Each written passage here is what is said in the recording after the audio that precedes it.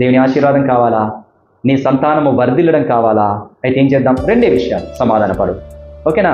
అన్య జనుల మధ్యలో ఇంతకుముందు నువ్వు ఇట్లాంటి దానివి అట్లాంటి దానివి, చిచి అదా, చిచి వీడా అని ఏ విషయంలో నిన్ను అన్నారో ఇప్పుడు ఆ విషయం ఏమనాలి? అబ్బా ఈయన గ్రేట్, మొత్తం మారిపోయింది, మొత్తం మారిపోయాడు అని అనేటట్టుగా మారాలి. అవునా? ఏ విషయాలలో ఇంతకుముందు చుట్టుపక్కల వాళ్ళు, బంధువులు, తోబుట్టువులు నిన్ను అన్నారో ఆ విషయంలో ముక్కున వేలేసుకోవాలి, వీళ్ళు మారారు అనేటట్టుగా నీ ప్రవర్తన మారాలి. అన్యజనులు మిమ్మల్ని ఏ విషయంలో దుర్మార్గులను దూషించారు. ఇంతకుముందు అన్యజనులు వీడు దుర్మార్గుడు రా, వీడు తాగుబోతురా, వీడు తిట్టుబోతురా, వీడు చండాలుడు రా అని చెప్పేసి అన్నారు. వీడు కొడతారా, వీడు తిడతారా, వీడు డేంజర్ రా అని అన్నారు ఇంతకుముందు కదా. ఇప్పుడు యేసుప్రభువుని నమ్ముకున్న తర్వాత మళ్ళీ అట్లాగే అంటే నువ్వు మారింది ఎక్కడ? మళ్ళీ అలాగే అంటున్నారు అనుకోండి, వీడు డేంజర్ రా, వీడు తిట్టుబోతురా, కొడుకుపోతారా, వాడు జోలికి వెళ్ళొద్దురా అని మళ్ళా అలాగే అంటున్నారంటే నీ బ్రతుకు మారలేదు, నువ్వు దేవుని కుమారునివి, కుమార్తెవు కాలేదు. కానీ ఇప్పుడు నీ గురించి ఏమనాలి? ఏ విషయంలో నిన్ను దుర్మార్గులు అన్నారో ఇప్పుడు ఆ విషయాలు మళ్ళా వస్తాయి. రిపీట్ అయినప్పుడు నీ మంచి ప్రవర్తనను బట్టి, నీ మంచి స్వభావాన్ని బట్టి దేవుణ్ణి మహిమపరచాలా? అలా ఉందా నీ బ్రతుకు? దేవుని పిల్లలైతే అలా ఉంటుంది, దేవుని పిల్లలు కాకపోతే ఇంకా ఉండదు. కాబట్టి ఈరోజు ప్రశ్న వేసుకో నీకు నువ్వే, నువ్వు దేవుని కుమారునివా, దేవుని కుమార్తెవా? దేవుని కుమారునివైతే, దేవుని కుమార్తెవైతే అన్ని జనుల మధ్యలో దేవుని మహిమపరిచేటట్టుగా నీ క్రియలు మారుతాయి. లేదంటే నీ క్రియలు అలాగే ఉంటాయి. ఆ క్రియల్ని బట్టి దేవుడిని ఇతరులు గణపరుస్తారు, లేదంటే ఆ క్రియలను బట్టి దేవుణ్ణి దూషిస్తారు. జాగ్రత్త. రెండవది, సమాధాన పరచాలిక. గొడవలకు దిగకూడదు, సమాధాన పడాలి. గొడవ ఏదైనా కొని ఇవి ఇట్లా చేద్దాం, క్లోజ్. నువ్వు అన్నావా, నేను అన్నానా, ఆమన్నదా, ఈమన్నదా, ఆయన అన్నాడు, ఈయన అన్నాడు, ఏది జరిగింది, అది జరిగింది, ఇది జరిగింది, సాక్షులు ఎవరు? ఓహో, ఏది లేదు. ఏం అవసరంలా? సాక్షులు అవసరమా? ఏం అవసరం లేదు. ఏది ఆ గొర్రెల కాపల పిలు, ఈ కాపల పిలు అన్నాడా? లేదు, ఏది లేదు, క్లోజ్, సమస్య లేదు. అట్లా చేయగలిగాలి మనం. ఓకే, ఫస్ట్ పాయింట్ అయిపోయింది. రెండో పాయింట్ ఏంటిక? ప్రేమ చూపించాలి. మనకి నష్టం జరిగినా పర్లేదు, నీకేమన్నా నీ పని మీకే కానీ, మీరికే ఫస్ట్ చాయిస్, మీరే బాగుండని, మీకే జరగని అనేటటువంటి మనస్సు కలగాలి. ఎందుకంటే మన సహోదరుడే మన సహోదరి. నీకు ఆ గుణం ఉంటే నువ్వు అడగకముందే దేవుడు విస్తారమైన ఆశీర్వాదాన్ని ఇస్తాడు.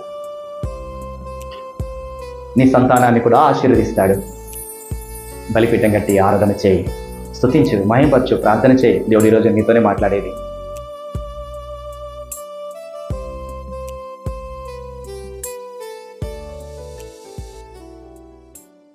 మనము అబ్రహాం యొక్క జీవిత యాత్ర చూస్తున్నాం.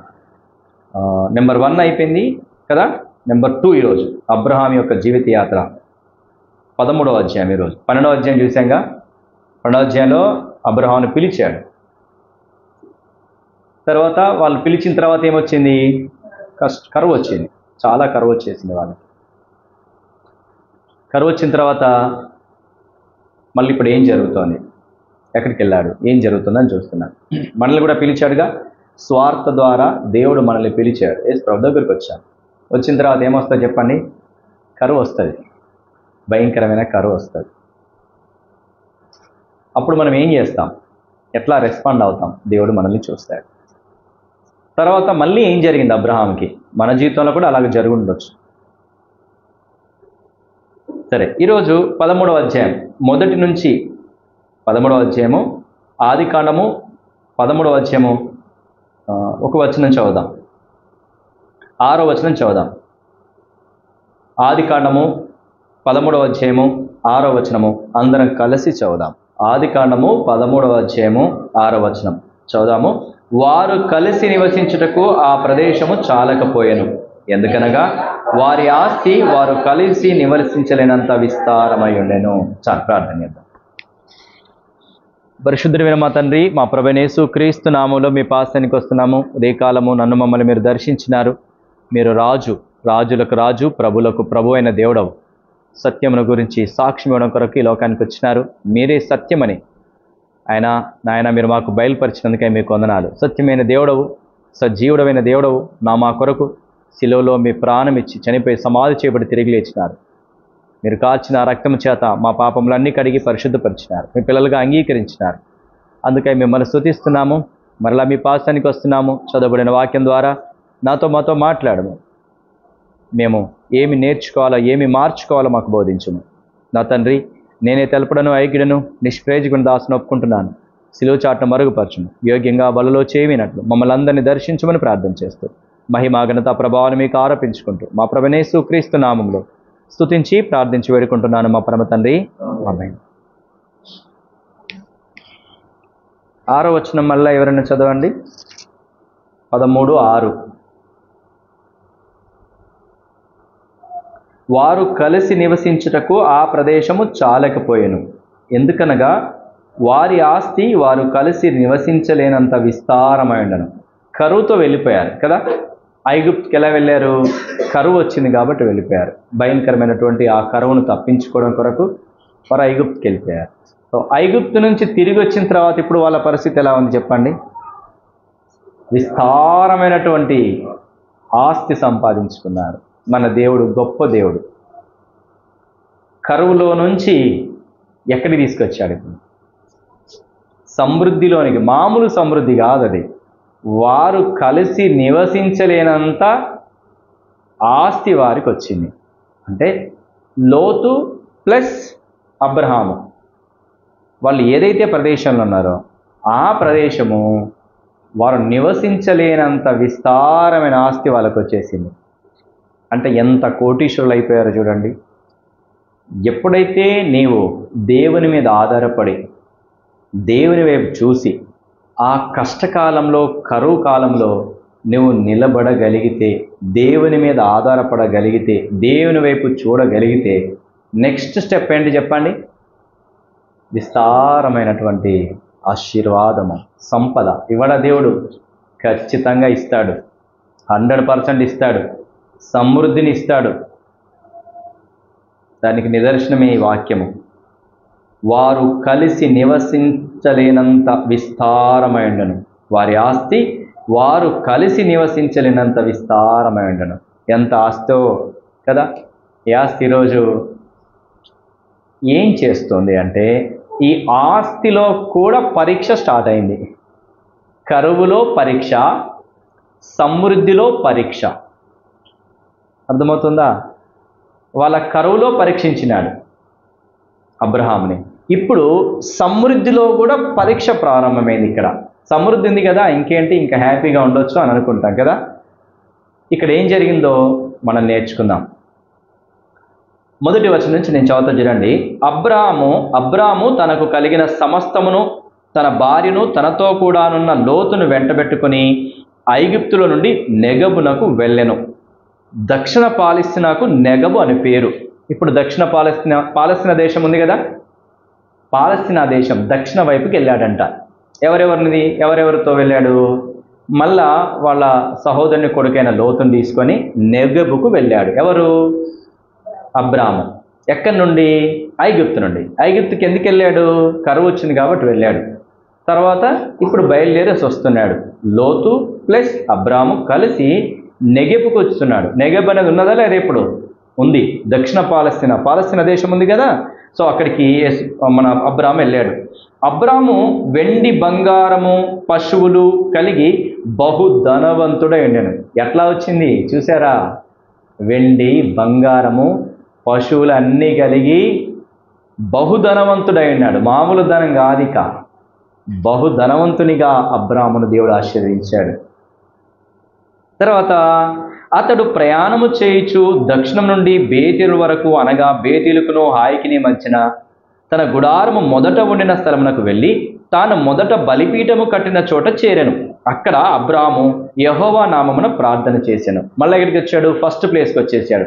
మొట్టమొదట ఎక్కడైతే బలిపీఠం కట్టాడో మళ్ళీ ఆ బలిపీఠం దగ్గరికి వచ్చి అక్కడ ప్రార్థన చేశాడు. దేవుని నుంచి విడిపోయాడా? దూరమయ్యాడా? లేదు. దేవుని మర్చిపోయాడా? లేదు. దేవుడు నాకు కరువు కలుగజేశాడు, నన్ను ఇట్లా చేశాడు, అలా చేశాడు అని ఏమి దేవుని నిందించలేదు. కానీ ఆ కరువులో నిలకడగా ఉండి ప్రభు వైపే చూచాడు.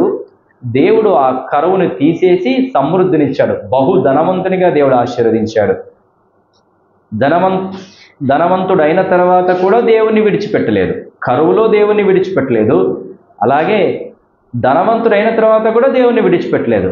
కొంతమంది కరువులో దేవుని విడిచిపెడతారు, కొంతమంది ధనం సంపాదించిన తర్వాత దేవుని విడిచిపెడతారు. తెలుసా? కరువులో ఏమంటారు? నాకు దేవుడు ఇలా చేశాడు, నేనేదో మంచి జరుగుతుంది, మేలు జరుగుతుంది యేసుప్రభుని నమ్ముకుంటే నాకు అన్ని కష్టాలే, అన్ని నష్టాలే, అన్ని బాధలే, ఇంకా అప్పులు ఎక్కువైపోయినాయని చెప్పేసి దేవుని నుంచి దూరం అయిపోయేవారు కొందరు. అవునా? తర్వాత కొంతమంది యేసుప్రభుని నమ్ముకున్న తర్వాత మంచిగా ఆశీర్వదించబడతారు, కోట్ల కొలది డబ్బు వస్తుంది. కోట్ల కొలది డబ్బు వచ్చిన తర్వాత ఇంక చర్చికి ఎందుకు మనకి, ఈరోజు ఆదివారం మంచిగా ఎంజాయ్ చేద్దాం, సినిమాకి వెళ్దాం, షికార్కి వెళ్దాం, ఇంకా అక్కడ పిక్నిక్ వెళ్దాం, ఇంకా వేరే దేశానికి వెళ్దాం, ఇలా ప్రయాణాలు పెట్టుకొని మందిరానికి రారు. ఉన్నారా లేరా లాంటి వాళ్ళు? డబ్బు వచ్చిన తర్వాత, ఆస్తిపాస్తులు సమకూర్చుకున్న తర్వాత దేవుని మందిరానికి రాకుండా ఆ డబ్బుతో ఎంజాయ్ చేసేవాళ్ళు కొంతమంది. కానీ ఇక్కడ అబ్రహాం అలా ఉన్నాడా? లేదు. డబ్బు వచ్చినా బహు ధనవంతునిగా అబ్రాము కనబడుతున్నా అలా లేడు. ఎక్కడికి వెళ్ళాడు? మొదట ఎక్కడైతే బలిపీఠం కట్టాడో ఆ చోటుకు వెళ్ళి ప్రార్థన చేసేవాడుగా ఉన్నాడు. అంటే దేవుణ్ణి మర్చిపోలేదు. డబ్బు ఉన్నా దేవుణ్ణి మర్చిపోలేదు. ఇప్పుడు నీవు నేను కూడా ఏం చేయాలి చెప్పండి? డబ్బు వచ్చినప్పటికీ దేవుని మర్చిపోవాలా? మర్చిపోకూడదు. దేవుడు తప్పకుండా మనల్ని ఆశీర్వదిస్తాడు. ఆశీర్వదించినప్పుడు కూడా దేవుని మనం మర్చిపోకూడదు. తర్వాత అబ్రాముతో కూడా వెళ్ళిన లోతుకును గొర్రెలు, గొడ్లు, గుడారములు ఉండెను కనుక వారు కలిసి నివసించుటకు ఆ ప్రదేశము చాలకపోయెను. ఎందుకనగా వారి ఆస్తి వారు కలిసి నివసించలేనంత విస్తారమై ఉండెను. లోతు కూడా ఏమున్నాయి? గొడ్లు, మేకలు, గొర్రెలు అన్నీ ఉన్నాయి ఆయనకు కూడాను.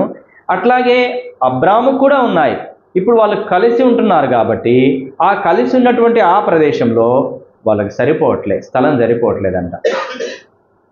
వేటికి? గొర్రెలు, గొడ్లు, గుడారములు ఇవన్నీ ఉన్నాయి కాబట్టి వాళ్ళిద్దరి ఆస్తి ఒకే దగ్గర ఉండడం చేత ఆ ప్రదేశం అంతా కూడా, ఆ స్థలం అంతా కూడా వాళ్ళకి సరిపోలే.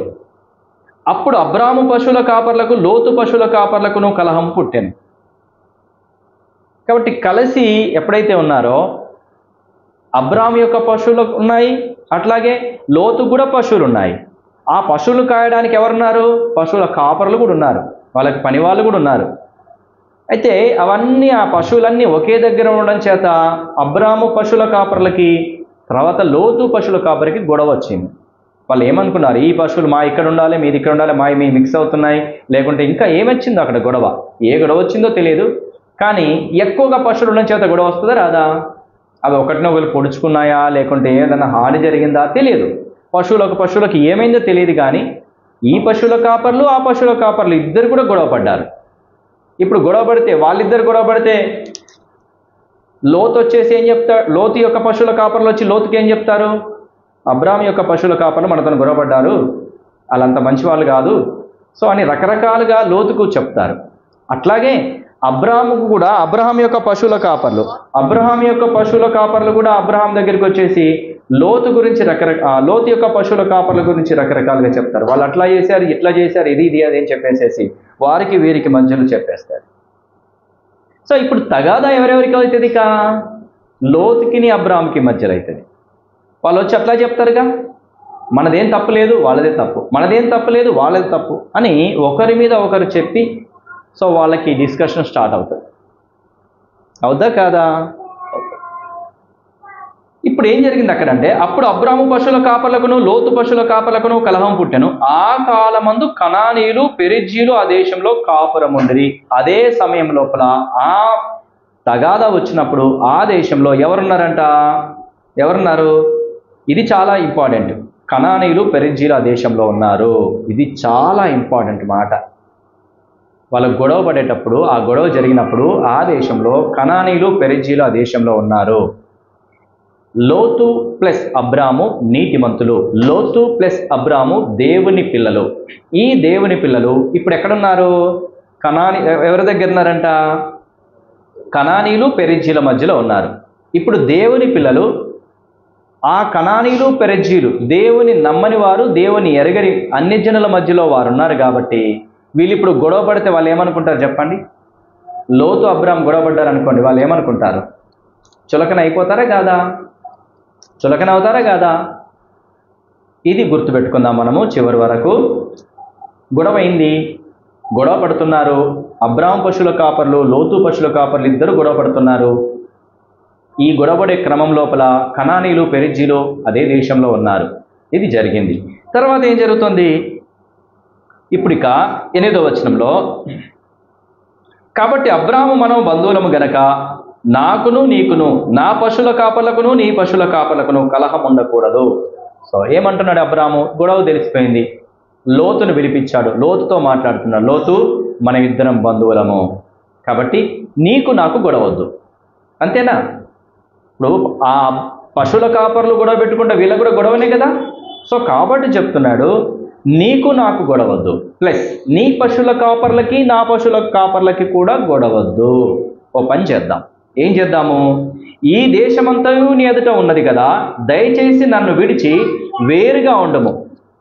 నీవు ఎడమ తట్టునకు వెళ్ళిన ఎడలా నేను కుడి తట్టునకును, నీవు కుడి తట్టునకు వెళ్ళిన ఎడలా నేను ఎడమ తట్టునకు వెళ్ళదనని లోతుతో చెప్పగా. ఏం చెప్తున్నాడు చెప్పండి? ఒక డిసైడ్మెంట్కి వచ్చాడు. ఏ డిసైడ్మెంట్ జరుగుతుందన్నది చాలా ప్రాముఖ్యమైనది. ఏం తీర్మానం చేస్తుందో తెలుసా లోతు?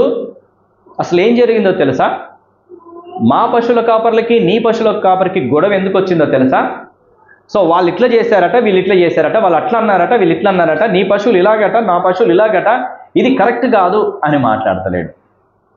గొడవ కొరకే అని చెప్పాడా? గొడవని తీసి పక్కన పెట్టాడు. ఎందుకు గొడవ అయిందో అవసరం లేదు మనకి. గొడవ ఎందుకైందో నా వల్ల తప్ప నీ వల్ల తప్ప పక్కన పెట్టు. ఎట్లా డిసైడ్ చేస్తున్నాడు చూడండి. మనం నేర్చుకునే పాఠం ఇది. గొడవ ఎందుకైందో అవసరం లేదు. నీ వాళ్ళ తప్ప వీళ్ళ తప్ప మనకు అవసరం లేదు. ఏం జరగాల? తీర్మానం జరగాల. మళ్ళా గొడవ ఖచ్చితంగా అవుతుంది. ఇప్పుడు ఏదో చేస్తాము, వీని తప్ప వాని తప్ప అనిపిస్తాము, కానీ మళ్ళా జరగదని గ్యారెంటీ ఏంటి? మళ్ళా జరగవచ్చు. కాబట్టి ఇప్పుడు ఏం చేద్దాం అంటే, అబ్రాహాం ఏమని ఆలోచన చేస్తున్నాడంటే, అసలు గొడవే కాకుండా చేద్దాం. ఇక గొడవే కాకుండా చేద్దాము. ఎలాగంటే, ఈ దేశమంతా చూడు, మన ఇద్దరం కలిసి నివసించలేము, మనం మిక్స్ అయి ఉండడం చేతనే గొడవలు జరుగుతున్నాయి. కాబట్టి నువ్వు తూర్పు వైపు వెళ్ళావు అనుకో, నేను పడమర వైపు వెళ్తా. నువ్వు ఉత్తరం వెళ్ళావు అనుకో, నేను దక్షిణం వెళ్తా. ఇక గొడవే ఉండదుగా. ఎలా పరిష్కరించాడో చూసారా? ఈ జ్ఞానము ప్రభు అయిన యేసుక్రీస్తుల వారు మనకిస్తాడు. అర్థమవుతుందా? ఎంత చక్కగా ఆ గొడవను పరిష్కరించాడో చూడండి. గొడవ ఎందుకైందో అవసరం లేదు, ఎవరిది తప్పో అవసరం లేదు. ఆ గొడవకి ఫుల్ స్టాప్ పెట్టేశాడు. నువ్వు తూర్పు వెళ్తావా, నేను పడమర వెళ్తాను. నువ్వు ఉత్తరం వెళ్తావా, నేను దక్షిణం వెళ్తాను. ఇలాగ మనం వేరైపోదాము, మనకు గొడవద్దు అని తీర్మానం చేశాడు. మంచిదా కాదా చెప్పండి? ఎంత బాగుంది ఇది. ఇలాగ చేసుకోవాలి మనం కూడాను. అన్య జనుల మధ్యలో మనం కూడా నివసిస్తున్నాము గనుక అన్య జనుల మధ్యలో మనము తగాదా పడకూడదు. ఫస్ట్ నేర్చుకోవాల్సిన పాఠము. వింటున్నారా? అన్య జనుల మధ్యలో నివసించేటటువంటి మనము, క్రైస్తవులమైన మనము, క్రీస్తుని వెంబడించే మనము గొడవ పడకూడదు. ఎందుకని రండి, మత్తయి సువార్త చెప్తోంది. మత్తయి సువార్త 5వ అధ్యాయము 9వ వచనము చదవండి.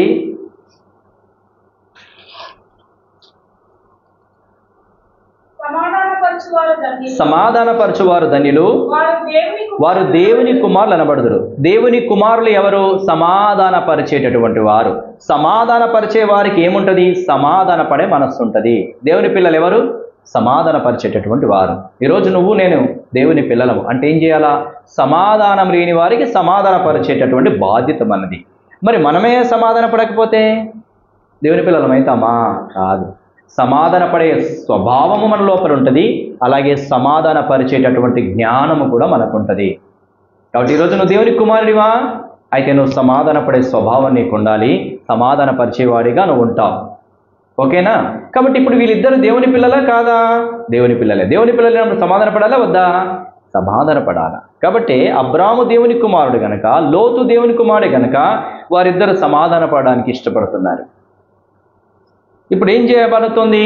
అన్యజనుల మధ్యలో వారు తగాదా పడకూడదు. ఎందుకని? పేతురు రాసిన మొదటి పత్రిక 2వ అధ్యాయం 12వ వచనం చెప్తోంది, అన్యజనులు మిమ్మల్ని ఏ విషయంలో దుర్మార్గులను దూషింతురో ఆ విషయంలో వారు మీ సత్క్రియలను చూచి వాటిని బట్టి దర్శన దినమందు దేవుని మహిమపరిచినట్లు వారి మధ్యను మంచి ప్రవర్తన గల వారై ఉండవాలని మిమ్మల్ని బతిమాలుకొనుచున్నాను అని చెప్తున్నాడు. అట్లాగే కొరింథీయులకు రాసిన మొదటి పత్రిక 6వ అధ్యాయం 6-7 వచనాలు చెప్తున్నాయి. అయితే సహోదరుడు సహోదరుని మీద వ్యాజ్యమాడుచున్నాడు, మరి అవిశ్వాసుల ఎదుటనే వ్యాజ్యమాడుచున్నాడు. ఒకని మీద ఒకడు వ్యాజ్యమాట మీలో ఇప్పటికే కేవలం లోపము, అంతకంటే అన్యాయం సహించడం మేలు కదా. దానికంటే మీ సొత్తులు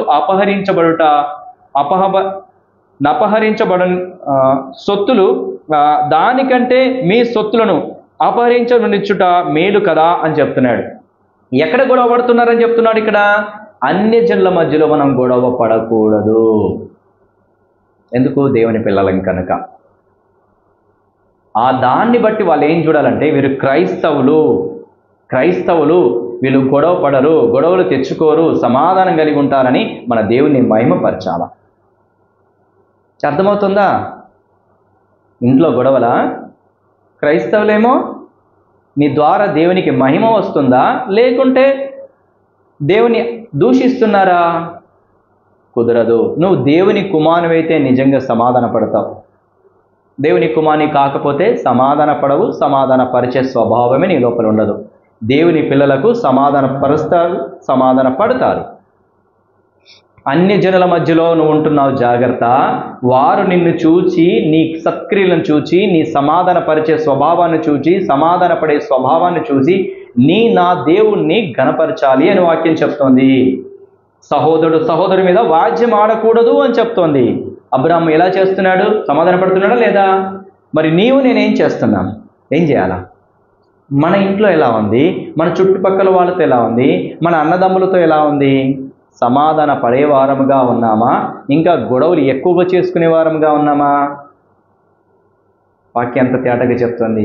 ఎవరి మధ్యలో నువ్వు గొడవ పెట్టుకుంటున్నావు? కనానీయులు పెరిజ్జీలు ఉన్నారు. వాళ్ళ మధ్యలో వీళ్ళు గొడవ పెట్టుకుంటే వీళ్ళు దేవుని పిల్లలట, యెహోవా వీళ్ళని పిలిచాడట అని దేవుని హేళన చేస్తారా లేదా? ఇప్పుడు వీళ్ళు యేసుక్రీస్తుని నమ్ముకున్నారంట, ఎట్లా గొడవ పడుతున్నారు చూడండి, ఎట్లా తిట్టుకుంటున్నారో చూడండి అని అంటారు. ఎలా ఉన్నాం మరి మనము? దేవుని పిల్లలమైన మనము సమాధాన పరిచే వాళ్ళము. సమాధాన పరిచే వాళ్ళు సమాధాన పడతారు. ఒకవేళ దానికంటే ఏమంటుండో, అయితే సహోదరుడు సహోదరుని మీద వ్యాజ్యమాడుచున్నాడు, మరి అవిశ్వాసులు ఎదుటనే వ్యాజ్యమాడుచున్నాడు. ఒకరి మీద ఒకడు వ్యాజ్యమాట మీలో ఇప్పటికే కేవలం లోపం అంటున్నాడు. ఇద్దరు ఫైటింగ్ చేసుకుంటే, ఇద్దరు సమాధానం లేక ఇద్దరు కొట్లాడుకుంటే ఇదే లోపం, ఇది కరెక్ట్ కాదు అంటున్నాడు. వాక్యము కరెక్ట్ కాదు అని చెప్తోంది. ఇక దానికంటే అన్యాయం సహించడం మేలు కదా అంటుంది. అర్థమవుతుందా? కాబట్టి సహోదరులమైన మనము గొడవ పడకూడదు. అది ఏ విధంగా వచ్చిందో, ఎలా వచ్చిందో త్వరగా సమాధాన పడాలి. అన్యజనులు చూస్తున్నారు.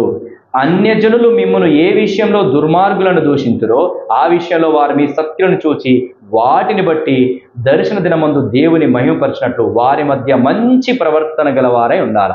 ఇంతకుముందు వీళ్ళు కొట్లాడుకునేటోళ్ళు, ఇంతకుముందు వీళ్ళు తిట్టుకునేవాళ్ళు, ఇంతకుముందు వీళ్ళ లోపల సమాధానం ఉండేది కాదు. కానీ ఇప్పుడు యేసుప్రభువు నమ్ముకున్న తర్వాత వీళ్ళ ఇంట్లో కొట్లాటలు లేవు, బూతులు లేవు, సమాధానంగా ఉన్నారని దేవుని మహిమపరిచేటట్టుగా మనం ఉండాలని వాక్యం చెప్తోంది. ఇప్పుడు అక్కడ ఉన్నటువంటి కనానీయులు పెరిజ్జీలు వీళ్ళని చూసి అనుకున్నారా లేదా, అరే భలే గొడవలు వచ్చినాయి కానీ గొడవలే కాలేదే, హ్యాపీగా ఉన్నారా వీళ్ళు అనుకున్నారు, దేవుని మహిమపరిచినారు. మరి ఇప్పుడు నీ ఇంట్లో ఎలా ఉంది? మన ఇంట్లో ఎలా ఉంది? మన చుట్టుపక్కల వాళ్ళతో ఎలా ఉన్నాం? మన అన్నదమ్ములతో ఎలా ఉన్నాం? అన్యజనులు మన దేవుని మహిమపరిచేటట్టుగా మన ప్రవర్తన మారిందా? మారకపోతే ఎలాగా? మన దేవుని దూషిస్తారే. ఇంతకుముందు జీవితం అలాగే ఉంది, ఇప్పుడు జీవితం అలాగే ఉంది, ఇంకా తేడా ఏముంది? కానీ ఇప్పుడు వాక్యం ఏమని చెప్తుంది చూడండి. అన్యజనులు మిమ్మల్ని ఏ విషయంలో దుర్మార్గులను దూషించారు. ఇంతకుముందు అన్యజనులు వీడు దుర్మార్గుడు రా, వీడు తాగుబోతురా, వీడు తిట్టుబోతురా, వీడు చండాలుడు రా అని చెప్పేసి అన్నారు. వీడు కొడతారా, వీడు తిడతారా, వీడు డేంజర్ రా అని అన్నారు ఇంతకుముందు కదా. ఇప్పుడు యేసుప్రభువుని నమ్ముకున్న తర్వాత మళ్ళీ అట్లాగే అంటే నువ్వు మారింది ఎక్కడ? మళ్ళీ అలాగే అన్నారు అనుకోండి, వీడు డేంజర్ రా, వీడు తిట్టుబోతురా, గొడవపోతారా, వాడు జోలికి వెళ్ళొద్దురా అని మళ్ళా అలాగే అంటున్నారంటే నీ బ్రతుకు మారలేదు, నువ్వు దేవుని కుమారునివి కుమార్తెవు కాలేదు. కానీ ఇప్పుడు నీ గురించి ఏమనాలి? ఏ విషయంలో నిన్ను దుర్మార్గులు అన్నారో ఇప్పుడు ఆ విషయాలు మళ్ళా వస్తాయి. రిపీట్ అయినప్పుడు నీ మంచి ప్రవర్తనను బట్టి, నీ మంచి స్వభావాన్ని బట్టి దేవుణ్ణి మహిమపరచాలా. అలా ఉందా నీ బ్రతుకు? దేవుని పిల్లలైతే అలా ఉంటుంది. దేవుని పిల్లలు కాకపోతే ఇంకా ఉండదు. కాబట్టి ఈరోజు ప్రశ్న వేసుకో నీకు నువ్వే, నువ్వు దేవుని కుమారునివా, దేవుని కుమార్తెవా? దేవుని కుమారునివైతే, దేవుని కుమార్తెవైతే అన్ని జనుల మధ్యలో దేవుని మహిమపరిచేటట్టుగా నీ క్రియలు మారుతాయి. లేదంటే నీ క్రియలు అలాగే ఉంటాయి. ఆ క్రియల్ని బట్టి దేవుడిని ఇతరులు గణపరుస్తారు, లేదంటే ఆ క్రియలను బట్టి దేవుడిని దూషిస్తారు. జాగ్రత్త. ఇక్కడ అబ్రాహాము తీర్పు చాలా చక్కగా ఉంది. లోతు, నువ్వు తూర్పు వైపు వెళ్ళు, నేను పడమర వైపు వెళ్తా, లేదంటే నువ్వు ఉత్తరం వెళ్ళు, నేను దక్షిణం వెళ్తా. గొడవ అనేది ఉండదు అన్నాడా అనలేదా? అన్నాడు. కాబట్టి మనం కూడా ఎలా ఉండాలి చెప్పండి? అన్య జనుల మధ్యలో దేవునికి మహిమకరంగా తను సమాధానపడ్డాడు, సమాధానపరిచినాడు. మనం కూడా అన్య జనుల మధ్యలో సమాధానపడాలి, సమాధాన పరిచే వారముగా ఉండాలి. ఒకవేళ లేకపోతే ఈరోజు మనం ప్రార్థన చేసుకోవాలి. ప్రభువా, ఇంతకుముందు నేను అలా లేను, అన్ని జనుల మధ్యలో మునుపెట్లా ఉన్నానో, యేసు ప్రభు నమ్మకం ముందు ఎలా ప్రవర్తించానో ఇప్పుడు అలాగ ప్రవర్తిస్తున్నాను, అది నాకు తెలియదు, ఈరోజు తెలిసింది, నన్ను క్షమించు, నీ నామానికి అవమానకరంగా ఇక నేను మార్చుకుంటా అని అనాలి. వాక్యం ఎందుకోసమని నేర్చుకునేది అందుకనే. ఇంతకుముందు మళ్ళీ తెలియదు, ఇప్పుడు దేవుడు చెప్తున్నాడు కాబట్టి మార్చుకోవాలనే దేవుడు మనతో మాట్లాడేది. వాడు మార్చుకుందామా? నేర్చుకుందామా?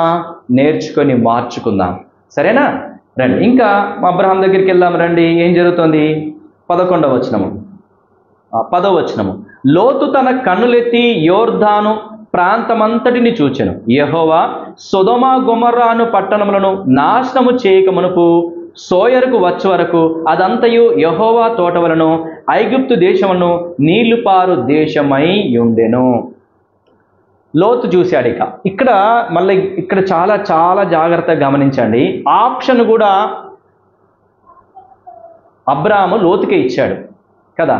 మంచి మంచి మంచి వ్యక్తి, అవునా కదా? ఒరే, నేను ఫస్ట్ కోరుకుంటా అని చెప్పేసి అనలే, నేనే ఫస్ట్ కోరుకుంటా అన్నాడా? నువ్వు కోరుకో ఫస్ట్, నువ్వు కోరుకున్న తర్వాత మిగిలిందే నాకు అన్నాడు. ఎంత మంచి మనసు! లేకుండా మళ్ళా గొడవ అయ్యేదా? అరే నేను ఫస్ట్ కోరుకుంటాను, అది ఎక్కడదన్నా, నేను ఫస్ట్ కోరుకుంటాను అంటాడు కదా. సో గొడవకే అసలు ఆస్కారం లేకుండా నువ్వే ఫస్ట్ కోరుకో అన్నాడు. ఇలా ఉండాలి, మంచి మనస్సు మనకి ఇలా రావాలి. కాబట్టి లోతు చూశాడు, కన్నులెత్తి చూశాడు, సొదొమ గొమొర్రా పట్టణాలను చూశాడు. ఎట్లా ఉన్నాయి అవి? పచ్చగా ఉన్నాయి, ఐగుప్తులాగా ఉన్నాయి, దేవుని తోటలాగా ఉన్నాయి. ఆహా, ఎంత బాగుందో అని అనుకున్నాడు. అనుకొని ఏం చేస్తున్నాడు? 11వ వచనంలో, కాబట్టి లోతు తనకు యోర్దాను ప్రాంతమంతటిని ఏర్పరచుకొని తూర్పుగా ప్రయాణం చేసెను. అట్లు వారు ఒకరినొకరు వేరైపోయిరి. ఎలా చేశారు? ఇక సొదొమ గొమొర్రా పట్టణాల వైపు లోతు వెళ్ళిపోయాడు. ఇప్పుడు మనం లోతు గురించి ధ్యానించుకుంటలేం కాబట్టి లోతు గురించి ఏం చెప్పం, కేవలం అబ్రహాం గురించే, అబ్రహాం యాత్ర గురించే. ఇప్పుడు ఏం చేశారు? వాళ్ళు డివైడ్ అయిపోయారు. లోతు సొదొమ గొమొర్రా వైపు, అటు తూర్పు వైపు వెళ్ళిపోయాడు. ఇక ఓకేనా? అతని గురించి కూడా, లోతు గురించి కూడా ధ్యానించుకున్నప్పుడు అసలు లోతుకి ఏం జరిగింది, అతడు ఏం మిస్టేక్ చేశాడు, అవన్నీ కూడా మనం నేర్చుకుందాం. ఇప్పుడైతే అబ్రహాంకి ఏం జరిగిందో చూద్దాం. 12వ వచనంలో, అబ్రహాము కనానులో నివసించెను. లోతు ఆ మైదానమందున్న పట్టణముల ప్రదేశంలో కాపురముండి సొదొమ దగ్గర తన గుడారము వేసుకొనెను. సొదొమ మనుష్యుడు దుష్టుడును యెహోవా దృష్టికి బహు పాపునై ఉండి, లోతు అబ్రామును విడిచిపోయిన తర్వాత యెహోవా, ఇదిగో నీ కన్నులెత్తి నీ ఉన్న చోటు నుండి ఉత్తరపు తట్టు, దక్షిణపు తట్టు, తూర్పు తట్టు, పడమర తట్టు చూడుము. ఎందుకనగా నీవు చూచుచున్న ఈ దేశమంతటిని నీకును నీ సంతానమునకును సదాకాలము ఇచ్చెదను. మరియు నీ సంతానమును భూమి మీద నుండి రేణువుల వలె విస్తరింపజేసేదను. ఎట్లనగా ఒకడు భూమి మీద నుండి రేణువులను లెక్కింపగలిగినలా నీ సంతానమును కూడా లెక్కింపవచ్చును. నీవు లేచి ఈ దేశం యొక్క పొడుగును వెడల్పును దానిలో సంచరించుము, అది నీకిచ్చేదనని అబ్రాముతో చెప్పాను. అప్పుడు అబ్రాము తన గుడారము తీసి హెబ్రోనులోని మమ్రే దగ్గరున్న సింధూర వృక్షములో దిగి అక్కడ యెహోవాకు బలిపీఠము కట్టెను. ఏం జరిగింది? తీర్పు జరిగింది. తీర్పు జరిగిన తర్వాత ఏం జరిగింది? దేవుని ఆశీర్వాదాన్ని చూస్తున్నాడు. మరలా దేవుడు ప్రత్యక్షమయ్యాడు. అబ్రాము దేవుడు చెప్పినట్టుగా చేసి దేవుని పరీక్షలో విజయం పొందాడు. దేవుడు పరీక్షించాడు. గొడవ పెడుతున్నాము, గొడవ వచ్చింది. ఈ గొడవ వస్తే అబ్రాము ఏం చేస్తాడో చూద్దాం అనుకున్నాడు. కరెక్ట్గా ప్రవర్తిస్తాడా? నా కుమారునిలాగా ప్రవర్తిస్తాడా? అన్య జనుల మధ్యలో నన్ను ఘనపరుస్తాడా? లేక అన్య జనులను తిట్టేటట్టుగా చేస్తాడా? ఏం చేస్తాడు అని పరీక్షించాడు. కానీ అబ్రాము ఏం చేశాడు? కరెక్ట్గా ప్రవర్తించాడు, సమాధానపరిచాడు, సమాధానపడ్డాడు. రెండవది, డబ్బు కావాలని కోరుకోలే. ఇక డబ్బు కావాలని కోరుకోవచ్చు, మళ్ళీ ఆస్తిపాస్తి కావాలని కోరుకోవచ్చు. ఆస్తిపాస్తులు ఉన్నవారే ఇంకా ఆస్తిపాస్తులు కావాలని కోరుకుంటారు. చాలామందిని చూడండి, అలాంటి వారు చాలామంది మనకు తారసపడతారు. కానీ ఇక్కడ అబ్రామ్ అలా అన్నాడా? ఆస్తిపాస్తుల మీద గురి పెట్టలా. గురి కలిగి ఉన్నాడా? గురి కలిగి ఉంటే కనుక నేనే ముందు కోరుకుంటాను అనలేదు. మొదటిది అబ్రామ్ ఏం చేశాడు? సమాధాన పడ్డాడు. రెండవది ధనం మీద వ్యామోహం పెట్టుకోలేదు. ధనం మీద వ్యామోహం పెట్టుకున్నాడా? ధనం మీద వ్యామోహం కనుక పెట్టుకుంటే నేనే ఆ సొదొమ గొమొర్రా పట్టణాల వైపు వెళ్తా అనేవాడు. అలా చేయలేదు. కాబట్టి ఈరోజు నీవు నేను తెలుసుకోవాల్సిన విషయం కూడా అదే. సమాధాన పడాలి. ధనము మీద వ్యామోహం పెట్టుకోకూడదు, ధనాన్ని ఆర్జించకూడదు. ఇలాగ సరి అయినటువంటి నిర్ణయాన్ని తీసుకున్నాడు. దానికి ఇంకొక వచనాన్ని కూడా నేను మీకు చెప్తాను. రండి, యోహాను రాసిన మొదటి పత్రిక 4వ అధ్యాయము 20-21 వచనాలు నేను చదువుతా చూడండి. యోహాను రాసిన మొదటి పత్రిక 4వ అధ్యాయము 20-21. ఎవడైనను దేవుని ప్రేమించుచున్నానని చెప్పి తన సహోదరుని ద్వేషించినలా అతడు అబద్ధికుడగును. తాను చూచిన తన సహోదరుని ప్రేమింపని వాడు తాను చూడని దేవుని ప్రేమింపలేడు. దేవుని ప్రేమించువాడు తన సహోదరుని కూడా ప్రేమింపవలను. ఆ ప్రేమింపవలనను ఆజ్ఞను మనం ఆయన వల్ల పొంది ఉన్నాము. ఎదుటిగా చూసేటటువంటి సహోదరుని ప్రేమిస్తేనే దేవుణ్ణి ప్రేమించినట్టు. ఎదుటిగా కనబడేటటువంటి మన సహోదరుని ప్రేమించకపోతే దేవుణ్ణి కూడా ప్రేమించినట్టే. ఇప్పుడు చెప్దాం, లోతును అబ్రాము ప్రేమిస్తున్నాడా లేదా? ప్రేమిస్తున్నాడు. అనడానికి నిదర్శనం ఏంటి? నువ్వే ఫస్ట్ కోరుకో అనడం. అర్థమవుతుందా? ఒకవేళ ప్రేమించకపోతే నాకే ఆస్తి కావాలి, నేనే బాగుపడాలి అని అనుకునేవాడు. కానీ ప్రేమించే వ్యక్తి నాకు నష్టం జరిగినా పర్వాలేదు, నాకు అవమానం జరిగినా పర్వాలేదు, నువ్వే బాగుండు, నువ్వే డెవలప్గా అని కోరుకుంటాడు కదా. ఇది ప్రేమ. ప్రేమ సహించును, ఓర్చును, దయ చూపించును. అది మత్సరపడదు, డంబంగా ప్రవర్తింపదు, అమర్యాదగా నడవదు అని రాయబడింది కదా. సహోదరుని ప్రేమించుతున్నాడు అనడానికి నిదర్శనం ఏంటి చెప్పండి? నువ్వే ఫస్ట్ కోరుకో. ఇప్పుడు ఈ ప్రేమ నీ లోపల ఉందా? ఒకవేళ నీ సహోదరుని నువ్వు ప్రేమించకపోతే దేవుణ్ణి ప్రేమిస్తలేవని అర్థం. సరిగా తీర్పు జరిగించకపోతే, సమాధాన పడకపోతే నువ్వు దేవుని కుమారునివే కాదని అర్థం. దేవుని కుమారునివైతే ప్రేమిస్తావు, దేవుని కుమార్తెగా అయితే ఇతరులని ప్రేమిస్తాం. వాళ్ళకే మేలు జరగని, వాళ్ళకే ఫస్ట్ చాయిస్, వాళ్ళకే ఉండని అనేటటువంటి మనస్సు మనం కలిగి ఉంటాం. ఎందుకంటే తను చూస్తున్నటువంటి సహోదరుని ప్రేమిస్తే దేవుణ్ణి ప్రేమించినట్టు, తను చూస్తున్నటువంటి సహోదరుని ద్వేషిస్తే దేవుణ్ణి ప్రేమించినట్టే. నువ్వు అబద్ధీకునివే అంటుంది వాక్యం. కనబడే సహోదరుని ప్రేమించట్లేదే, దేవుణ్ణి ప్రేమిస్తున్నట్టు ఎవడరా నమ్మేది అంటుంది వాక్యం. అవునా కాదా? కాబట్టి ఈరోజు మనం నేర్చుకోవాల్సినటువంటి పాఠము, సమాధానపరచాలా, సమాధాన పడాలా? ఇలాంటి స్వభావం ఉందా? రెండవది, సహోదరుని ప్రేమించేటటువంటి స్వభావం ఉండాలా? అలాంటి స్వభావం నీకు అనుకుంటే, ఇతరుల మేలు కోరి ఇతరుల క్షేమం కోరే స్వభావం అనుకుంటే, ఇదిగో నీ ఆశీర్వాదం. ఏం ఆశీర్వాదము? రండి చదువుదాము. 15వ వచనంలో, ఎందుకనగా నీవు చూచిన ఈ దేశమంతటిని నీకును నీ సంతానమును సదాకాలం ఇస్తాను. అబ్రామ్తో దేవుడు మాట్లాడుతున్నాడు. అబ్రామా, నువ్వు కరెక్ట్ డిసిషన్ తీసుకున్నావు, కరెక్ట్గా ప్రవర్తించావు, నీ సహోదరుని నువ్వు ప్రేమించావు గనక నువ్వు చూస్తున్న దేశమంతా నీకు ఇస్తా. ఆశీర్వాదమా కాదా? దేశమంతా వస్తుంది, ఆస్తిపాస్తులు వస్తాయి. ఓకే, నువ్వు గనక దేవుడు చెప్పినట్టుగా చేస్తే ఆస్తిపాస్తులు ఇస్తాడు. ఒక ఆస్తిపాస్తులు ఉంటే సరిపోద్దా? ఇంకేం కావాలా? సంతానం కూడా కావాలా కదా. మన వంశం నిలబడి ఉండాలంటే సంతానం కూడా కావాలా వద్దా? సంతానాన్ని కూడా దేవుడు ఇస్తానన్నాడు. చూడు 15లో, ఎందుకనగా నీవు చూచున్న ఈ దేశమంతటిని నీకును నీ సంతానమునకు నువ్వు సదాకాలం ఇచ్చదను, మరియు నీ సంతానమును భూమి మీద నుండి రేణువుల వలె విస్తరింపజేసను. ఎట్లనగా ఒకడు భూమి మీద నుండి రేణువులను లెక్కింపగలిగినలా నీ సంతానం కూడా లెక్కింపవచ్చును. ఆస్తిపాస్తులే కాదు, సంతానాన్ని కూడా నేను ఇంక ఇస్తాను అని చెప్తున్నాడు. ఇస్తాడా? ఎడా? ఒక్క కొడుకునో ఇద్దరినో ముగ్గునో కాదు, ఇసుక రేణువులంతగా నీ సంతానాన్ని ఆశీర్వదిస్తాను. ఈరోజు నీకు అది కావాలా? ఇసుక రేణువులాగా నీ సంతానం వర్ధిల్లాలా? అయితే అబ్రాము వైపు చూస్తే, అబ్రాము వైపు చూసి అబ్రాము ద్వారా నేర్చుకొని అబ్రాము చేసినట్టు చేస్తే దేవుడు నిన్ను ఆశీర్వదించడా? నీతో మాట్లాడడా? నీకు సమాధానం ఇవ్వడా? ఖచ్చితంగా ఇస్తాడు. అబ్రాము యాత్రలో 2వ పాఠము, సమాధానపడే గుణం ఉంది. సహోదరుని ప్రేమించే గుణం ఉంది. విజయం పొందాడు. అక్కడ ఉన్నటువంటి దేశాన్ని స్వతంత్రించుకోవడానికి దేవుడు వాగ్దానం ఆయనకి అనుగ్రహించబడింది. అట్లాగే సంతానము కూడా, ఇసుక రేణువులంతా సంతానాన్ని నీకు ఇస్తానని దేవుడు ఆశీర్వదించినాడు.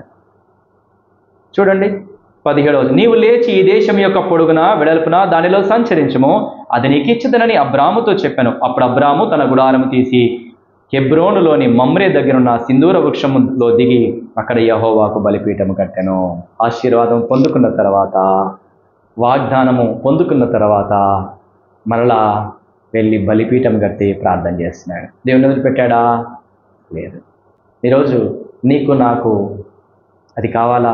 దేవుని ఆశీర్వాదం కావాలా? నీ సంతానము వర్ధిల్లడం కావాలా? అయితే ఏం చేద్దాం? రెండే విషయాలు. సమాధానపడు. ఓకేనా? అన్య జనుల మధ్యలో ఇంతకుముందు నువ్వు ఇట్లాంటి దానివి అట్లాంటి దానివి, చిచి అదా, చిచి వీడా అని ఏ విషయంలో నిన్ను అన్నారో ఇప్పుడు ఆ విషయం ఏమనాలి? అబ్బా ఈమె గ్రేట్, ఈయన గ్రేట్, మొత్తం మారిపోయింది, మొత్తం మారిపోయాడు అని అనేటట్టుగా మారాలి. అవునా? ఏ విషయాలలో ఇంతకుముందు చుట్టుపక్కల వాళ్ళు, బంధువులు, తోబుట్టువులు నిన్ను అన్నారో ఆ విషయంలో ముక్కున వేలేసుకోవాలి. వీళ్ళు మారారు అనేటట్టుగా నీ ప్రవర్తన మారాలి. ఓకే. రెండోది, సమాధాన పరచాలిక. గొడవలకు దిగకూడదు, సమాధాన పడాలి. గొడవ ఏదైనా పోనీ, ఇవి ఇట్లా చేద్దాం, క్లోజ్. నువ్వన్నావా, నేనన్నానా, ఆమన్నదా, ఈమన్నదా, ఆయన అన్నాడా, ఈయన అన్నాడా, ఏది జరిగింది, అది జరిగింది, ఇది జరిగింది, సాక్షులు ఎవరు? ఓహో ఏది లేదు. ఏం అవసరంలా? సాక్షులు అవసరమా? ఏం అవసరం లేదు. ఏది ఆ గొర్రెల కాపర్ల పిలు, ఈ కాపర్ల పిలు అన్నాడా? లేదు, ఏది లేదు, క్లోజ్, సమస్య లేదు. అట్లా చేయగలగాలి మనం. ఓకే, ఫస్ట్ పాయింట్ అయిపోయింది. రెండో పాయింట్ ఏంటి? ఇక ప్రేమ చూపించాలి. మనకు నష్టం జరిగినా పర్లేదు, నీకే ఉండని పోనీ, మీకే కానీ, మీరికే ఫస్ట్ చాయిస్, మీరే బాగుండని, మీకే జరగని అనేటటువంటి మనస్సు కలగాలి. ఎందుకంటే మన సహోదరుడే మన సహోదరి. వాళ్లకు నువ్వు అలా చేయగలిగితే, అలా ప్రేమించగలిగితే, అలా ఇవ్వగలిగితే దేశం మొత్తం ఇచ్చాడు.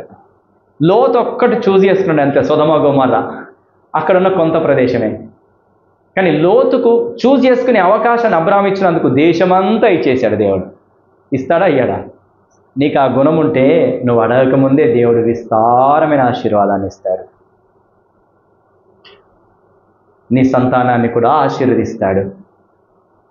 బలిపీఠం కట్టి ఆరాధన చేయి, స్తుతించు, మహింపరచు, ప్రార్థన చేయి. దేవుడు ఈరోజు నీతోనే మాట్లాడుతున్నాడా లేదా నీతోనే? అలా మారదామా? అలాంటి హృదయాన్ని అబ్రాహాముకు కలిగిన ఆ హృదయము, మారు మనసు పొందిన ఆ హృదయము, మంచి హృదయము, సమాధానపడే హృదయము, సహోదరుని ప్రేమించే హృదయము నాకు ఇవ్వవా ప్రభువా, నన్ను అలాగా మార్చవయ్యా. నేను ఇంతకుముందు అలా లేను, అన్ని జనుల మధ్యలో నీ నామానికి అవమానకరంగా నన్ను, మునుపు జీవితం ఎట్లుందో ఇప్పుడు అలాగే ఉంది. మునుపు అట్లాగే తిట్టారు, ఇప్పుడు అట్లాగే తిట్టేటటువంటి స్వభావం నాది. ఇప్పుడు తీసేసుకుంటా.